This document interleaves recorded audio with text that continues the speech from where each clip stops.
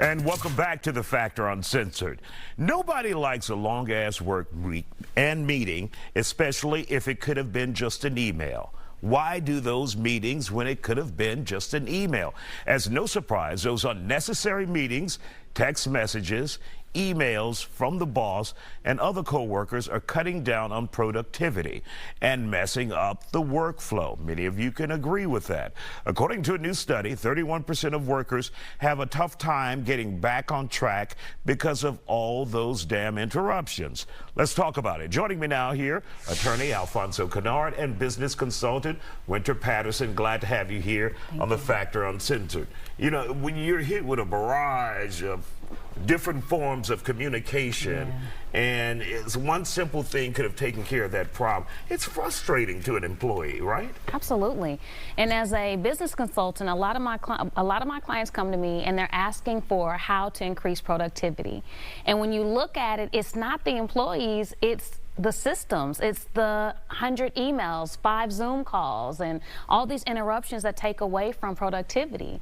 And I think the problem is they're not asking the employees what they want, right? No one is taking inventory of what they need or what's going on and creating a culture where they can thrive and actually be productive. And so I agree. I hope this changes soon. And Alfonso, some entities, managers, they just love meetings, and I don't get it, because you want your employees to be productive, yet you're constantly calling meetings and they're stuck in those meetings. Yeah, those managers are dumb, as far as I'm concerned.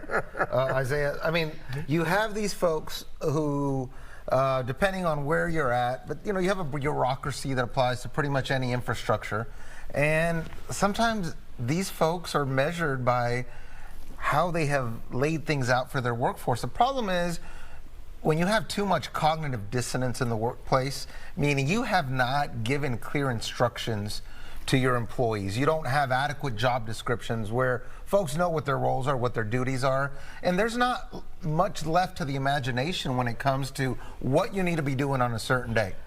Because these things aren't typically laid out up front, you find yourself in a position as a manager where you're having to have these unnecessary, oftentimes superfluous meetings, and all you're doing is killing vibes, killing cultures.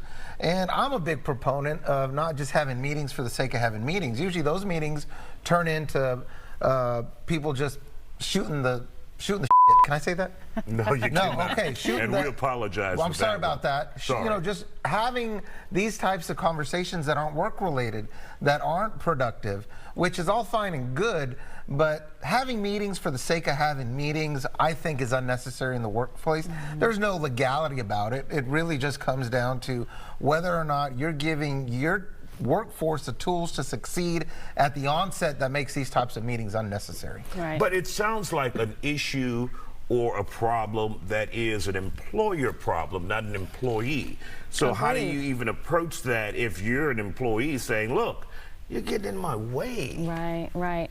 Well, you would hope that you have an environment where feedback is welcome and you do have the opportunity to speak to your management, but that's not always the case. And so I think you just have to be proactive in saying, hey, if these are the parameters that you want me to work in, this is my deadline, this is what I have to do, then I need this type of working environment, and I can't do 5 Zooms a day. And so how do you approach management about that, Alfonso? What would be your suggestion? So if it has become something that's really widespread and there's more than one employee that's dealing with these issues, as I've mentioned before on this show, anytime more than one employee gets together to address workplace concerns, they've essentially formed a union. So if you bring those issues together as a collective, you've now given yourself some protections under the law. Should they later decide, well, you know what, you're not a good fit here. Safety in numbers. Correct. All right. Thank you guys for joining us here on The Factor Uncensored tonight. Once again, sorry for this guy saying that F word.